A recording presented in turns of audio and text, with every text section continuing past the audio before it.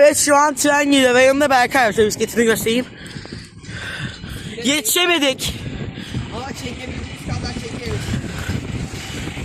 Tive basmaneydi bu. Şu an tren geliyor. Geliyor. Hayatla beraber çekiyoruz. Yetiştik ya, değil mi? Bakın elin gözüktü, haberin olsun.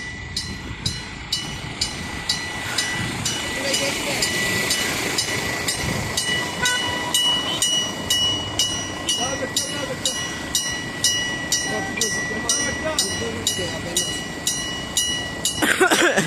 Kesersin orayı. Geliyor. 5700 mi? Yok, hayır.